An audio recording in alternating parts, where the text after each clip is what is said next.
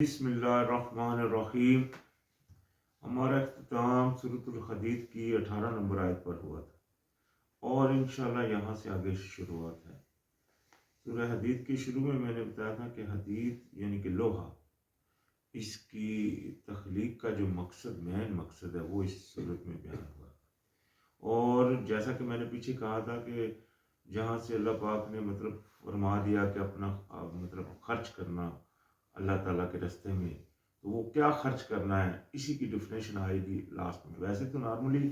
خرچ کرنے میں سب چیزیں آ جاتی ہیں، اس طرح کہ سب سے پہلے ہماری جان ہے، پھر اسی طرح ہمارے نالج وغیرہ ہے جو بھی اللہ پاک نے ہم کو دیا ہے، تقویت یا کسی قسم کی صلاحیت اللہ پاک نے ہم کو دی، اور پھر اس کے بعد جو مال ہے۔ اسی لیے جو اس سے پچھلی آیت تھی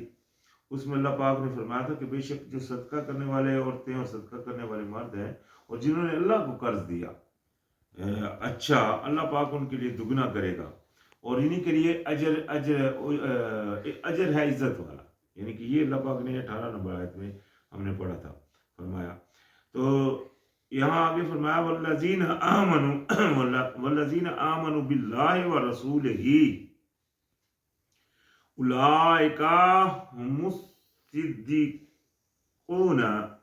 والشہداء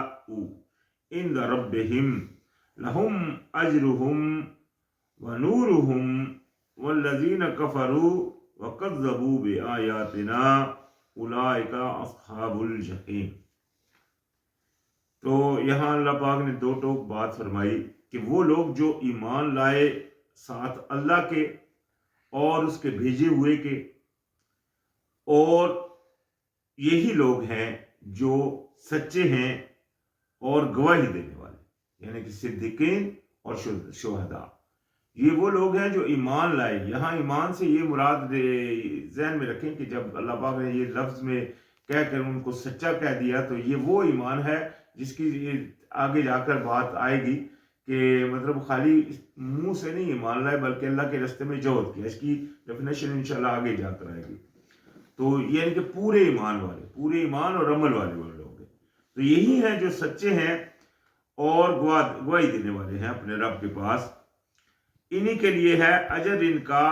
اور نور ان کا، یعنی کہ وہ نور جو قیامت والے دن جس طرح پیچھے ہم نے پڑھا کہ ان کے دائیں اور آگے ان کا نور چلے گا، تو یہ ہیں جن کا وہ نور ہوگا، یعنی کہ اس دن جب وہ اندھیرا ہوگا وہاں وہ نور کی روشنی میں وہ چلیں گے، تو یہ وہ لوگ ہوں گے جن کا نور ہوگا۔ اور جنہوں نے انکاری کیا اور جھٹلایا ہماری آیات کو، یہی ہیں ساتھی جہنم کے، یعنی کہ جہنم میں داخل ہونے والے لوگ یہ ہیں۔ کون ہے وہ؟ جنہوں نے انکار کیا اور اللہ تعالیٰ کی آیات کو جھٹلایا، یعنی کہ اللہ تعالیٰ کی آیت کے اوپر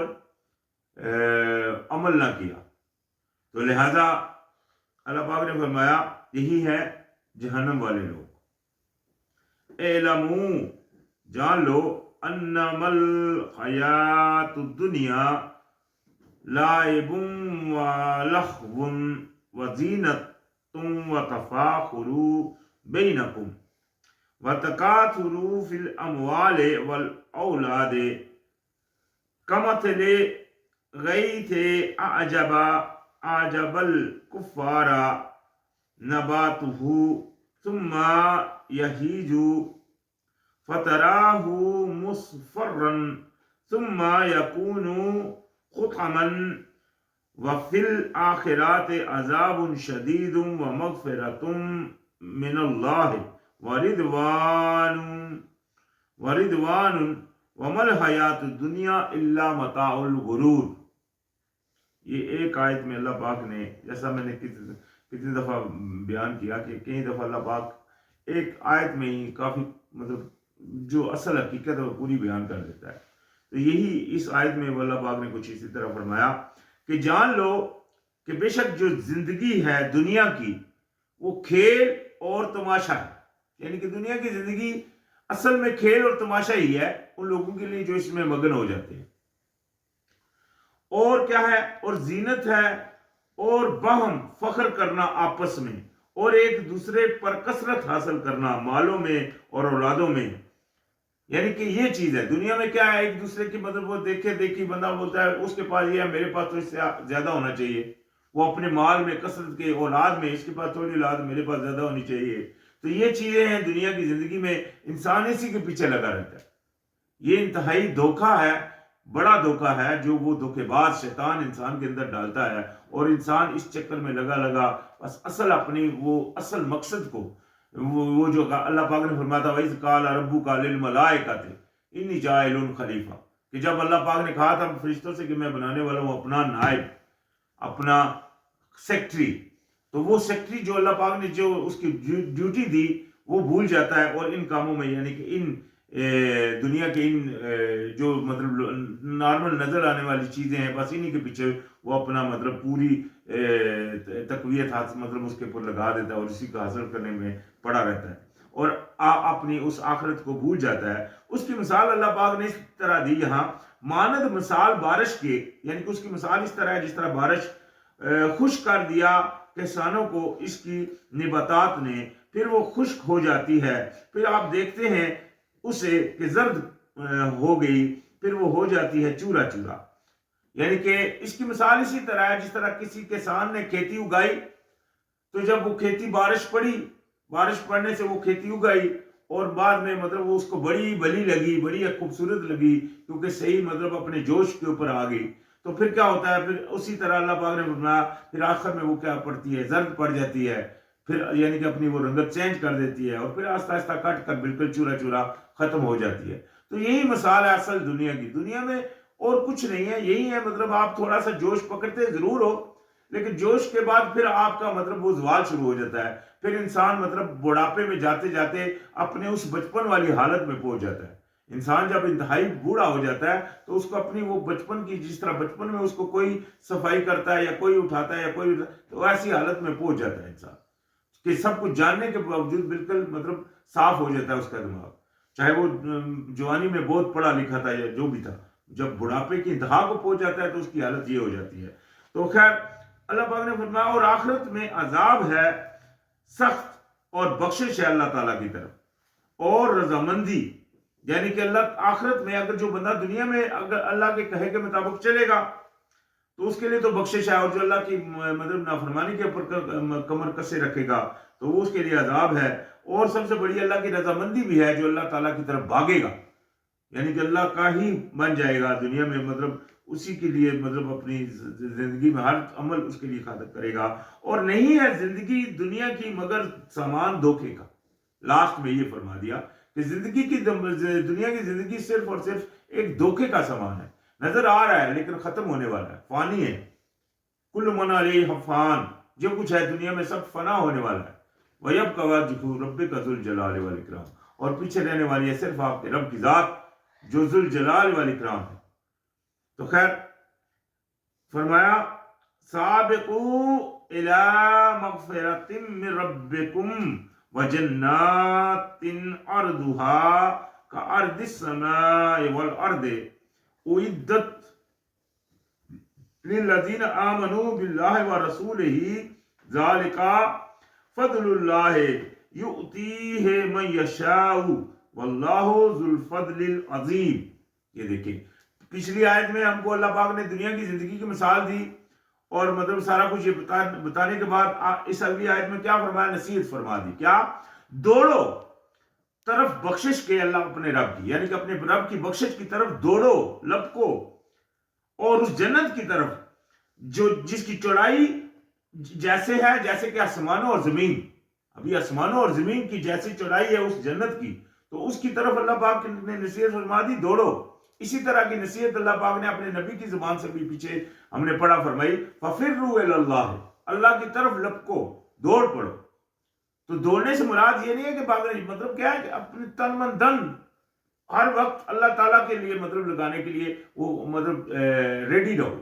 اور ڈھونڈتے رہو کس طرح مطلب اس کے راستے میں چلا جائے اور کس طرح اس کی رضا حاصل کی جائے. تو یعنی کہ اس وہ جو آسمان اور زمین ہے اس کی چڑھائی جیسی ہے وہ جنت، وہ تیار کی گئی ہے ان کے لیے جو ایمان لائے اپنے اللہ پر اور اس کے بھیجے ہوئے پر، یعنی کہ پورا ایمان اور یقین کے ساتھ اس کے اوپر رہے. یہ ہے فضل اللہ کا. یہ عطا کرتا ہے، یہ آتا ہے، لاتا ہے اسے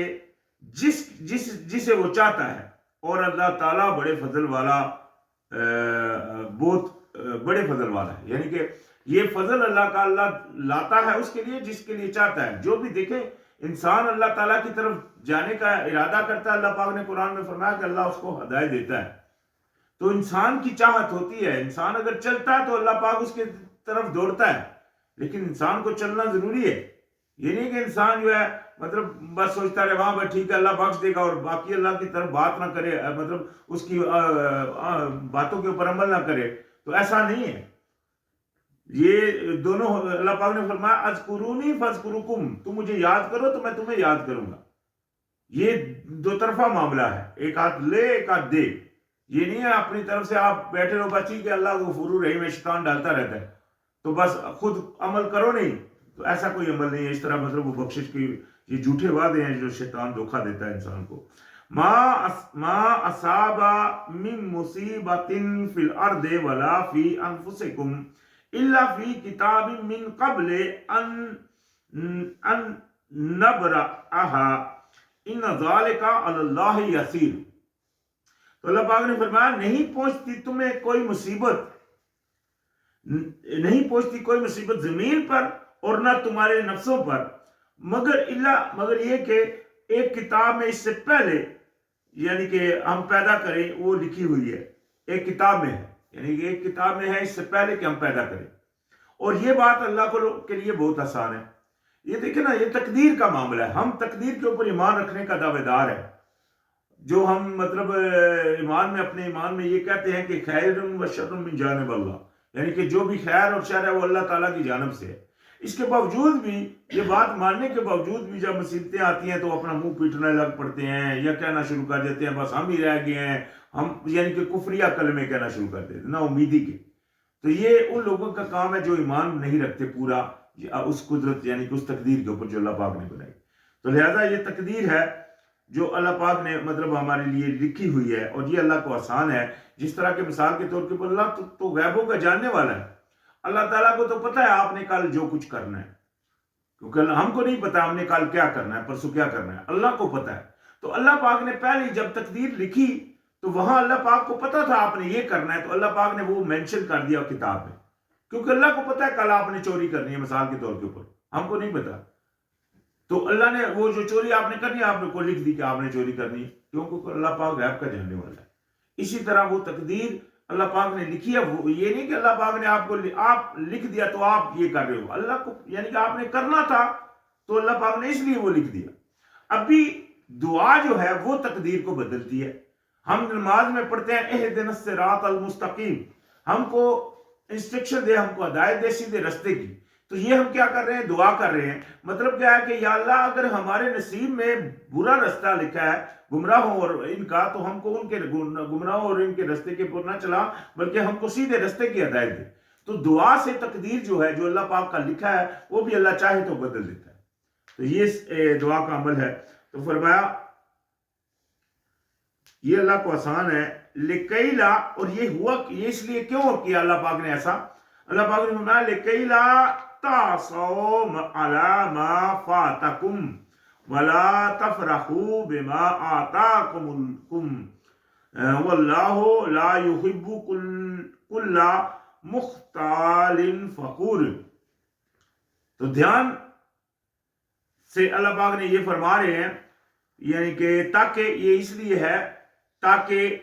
تم افسوس نہ کرو اس پر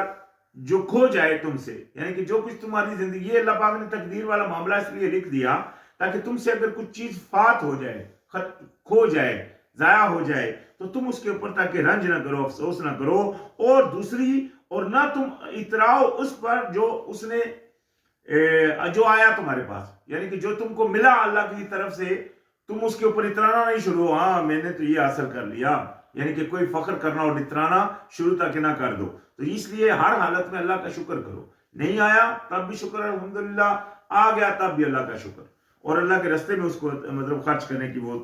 صحیح کرتے رہو۔ اور اللہ تعالیٰ نہیں پسند کرتا ہر خود پسند بہت فخر کرنے والے کو، یعنی کہ اللہ پاک فخر کرنے والوں کو پسند نہیں کرتا، خود پسندی کو پسند نہیں کرتا۔ اللہ تعالیٰ اس کو پسند کرتا ہے جو عاجزی اختیار کرتا ہے اللہ تعالیٰ کے راستے میں۔ تو فرمایا اللہ زینا، کس کو اللہ پاک نہیں پسند کرتا ہے، اس کی تھوڑی سی مزید اللہ پاک وہ ڈیفینیشن فرما رہا ہے۔ اللہ زینا یبخلون ویامرون الناس بالبخل ومن یتول فإن اللہ هو الغنی الحمید۔ تو اللہ پاک کس کو پسند نہیں کرتا تھا؟ وہ فخر کرنے والوں کو اور خود پسندی کرنے والوں کو۔ ان کی صفت کیا ہے؟ وہ لوگ ہیں جو بخل کرتے ہیں اور حکم دیتے ہیں لوگوں کو بھی بخل کا، یعنی کہ اللہ کے راستے میں خرچ نہیں کرتے، مال کو بہت عزیز رکھتے ہیں، بس دینے کے بارے میں سوچتے بھی نہیں، بخل کرتے ہیں اور خود بھی بخل کرتے ہیں اور دوسروں کو بھی کہتے ہیں کہ بخل بس چھوڑو تم نہیں۔ تو یہ لوگ ہیں دل کے سخت، یعنی کہ اللہ کے راستے میں وہ عاجزی اختیار نہیں کرتے بلکہ اور سختی میں اڑے ہوئے ہیں۔ تو لہذا اللہ پاک نے فرمایا تو اور جو کوئی منہ پھیرتا ہے تو بے شک اللہ تعالیٰ وہی ہے بہت بے نیاز اور خوب تعریف والا، یعنی کہ جو اس طرح کے عمل کرتا ہے، بخل کرتا ہے یا مطلب اس طرح منہ پھیرتا ہے، تو اللہ پاک جو ہے نا وہ بے پرواہ ہے، اللہ کو ان کی پرواہ نہیں ہے۔ کوئی عبادت کرتا ہے تو اپنے لیے کرتا ہے، اگر ہم عبادت کریں گے تو ہمارا اس میں فائدہ ہے کہ اللہ ہم سے راضی ہو جائے، نہیں تو اللہ کو ہماری عبادت کی ضرورت نہیں ہے، کیونکہ جتنی زمین، اللہ پاک نے پیچھے کتنی دفعہ پڑھا کہ جو بھی آسمانوں اور زمینوں میں وہ اللہ کی تسبیح کرتے، اسی آیت کے شروع میں، اسی سورت کے شروع میں ہم نے پڑھا تھا۔ تو لہذا اللہ تعالیٰ کو ہماری عبادت کی ضرورت نہیں، ہم کو اللہ کی ضرورت ہے کہ اللہ ہم سے راضی ہو جائے، نہیں تو پھر جہنم ٹھکانا ہے ان لوگوں کا جو اللہ تعالیٰ کی طرف نہیں جھکتے۔ لقد ارسلنا رسولنا بالبینات وانزلنا معهم الكتاب والمیزان لیقوم الناس بالقسط وانزلنا الحدید فیہ باس شدید ومنافع للناس ولیعلم اللہ من ینصرہ ورسولہ بالغیب ان اللہ قوی عزیز۔ یہ دیکھیں ابھی اس آیت میں ایک پورا مضمون اللہ پاک نے بیان فرما دیا اور اس لوہے کا جو مقصد ہے وہ بھی واضح فرما دیا۔ فرمایا کہ بے شک بھیجا ہم نے اپنے بھیجے ہوئوں کو، خالی ایک رسول کو جتنے بھی رسول ہیں، اللہ پاک نے فرمایا بھیجا ہم نے اپنے بھیجے ہوئوں کو، کئی ان میں سے جو تھے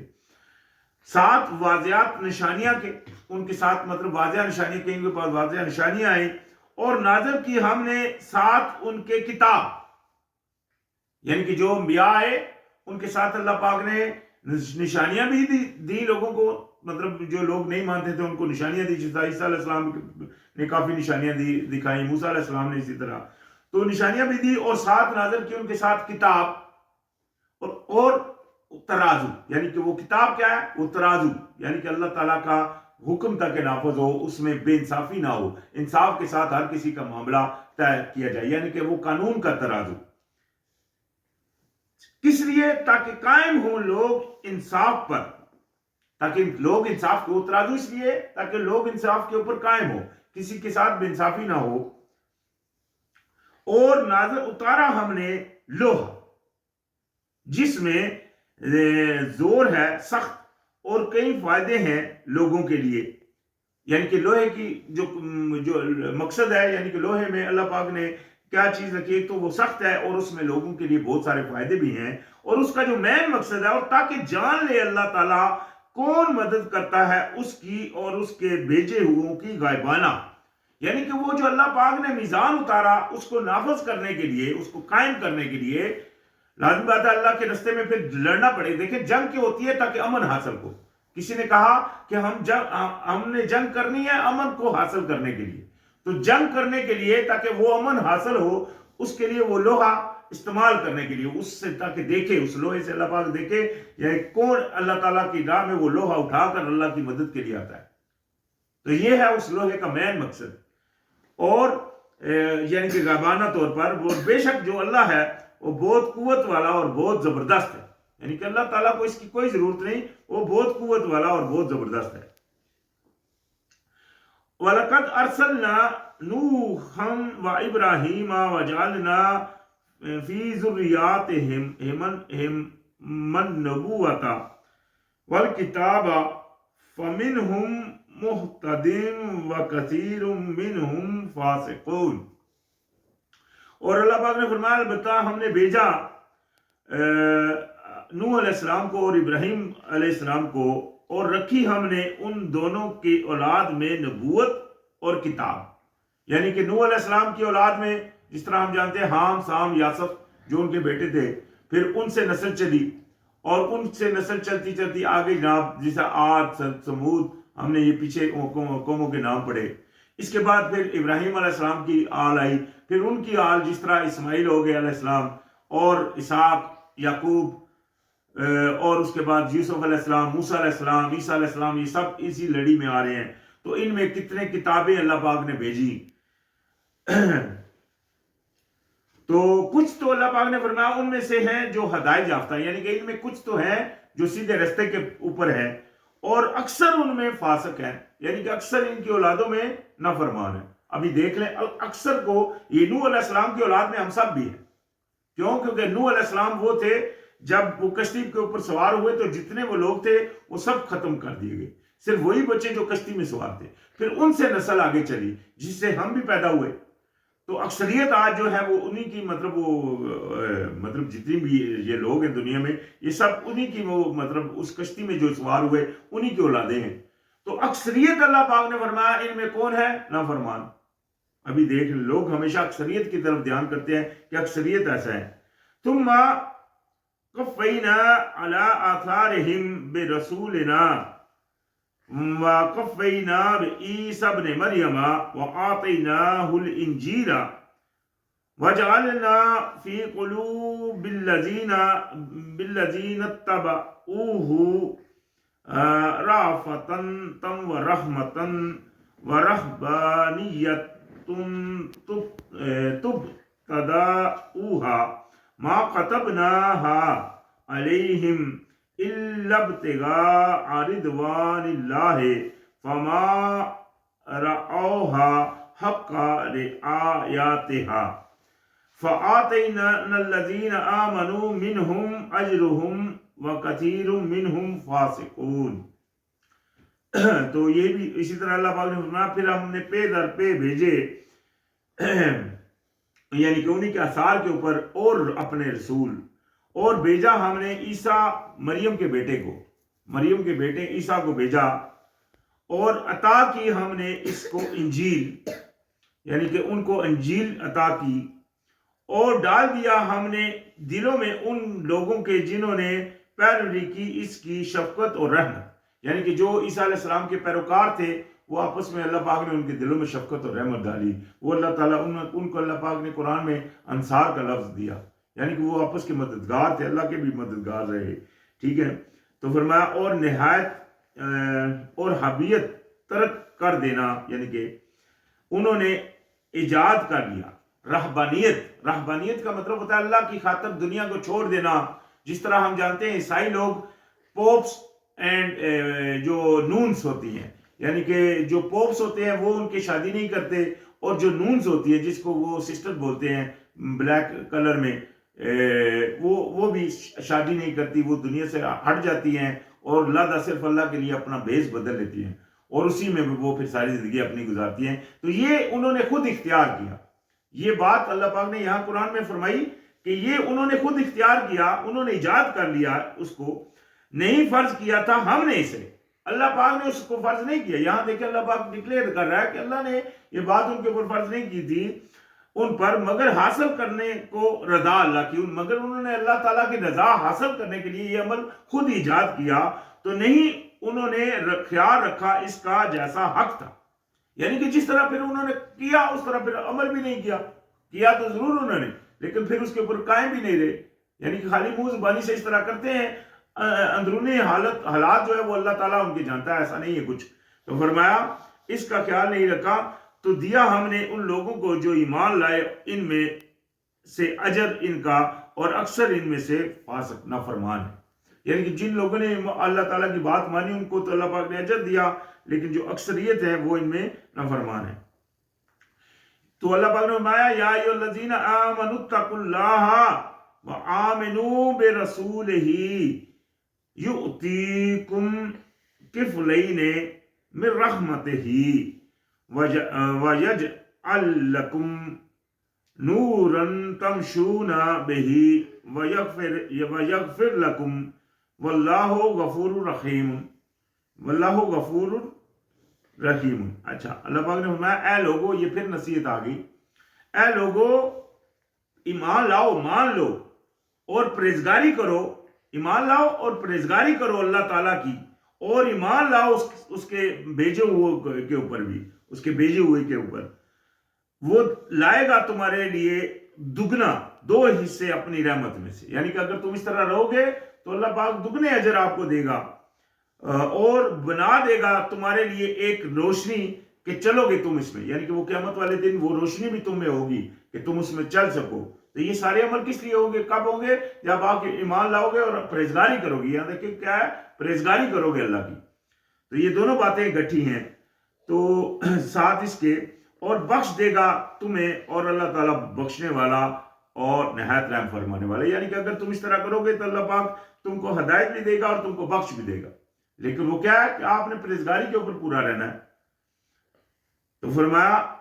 لِأَلَّا يَعْلَمَ أَهْلُ الْكِتَابِ أَلَّا يَقْدِرُونَ عَلَى شَيْءٍ مِّن فَضْلِ اللَّهِ وَأَنَّ الْفَضْلَ بِيَدِهِ اللَّهِ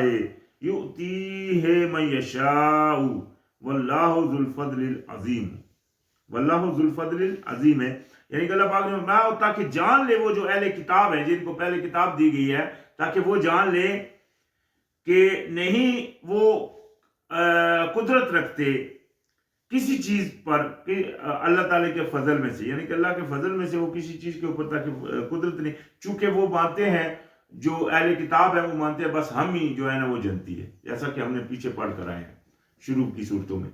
تو وہ کہتے ہیں کہ بس ہم ہی جنتی ہیں، ہم تھوڑا عرصہ جہنم میں رہیں گے پھر جنت میں چلے گئے جائیں گے، اور مطلب ہم اپنے آپ کو ہی وہ جنتی ہے۔ تو یہ اللہ پاک نے فرمایا تاکہ وہ جان لے، یہ اس لیے اللہ پاک نے آیتیں نازل کر دی کہ اس میں کوئی وہ نہیں ہے کہ جو چاہے پیغمبر کا بیٹا ہے یا کسی کا بھی ہے، جو بھی ایمان لائے گا اور عمل لے کرے گا وہ ہوگا۔ اللہ پاک نے دوسری جگہ فرمایا ان اکرمکم عند اللہ اتقاکم، اللہ کے نزدیک تم میں سے عزت والا ہے وہ جو پرہیزگار ہے،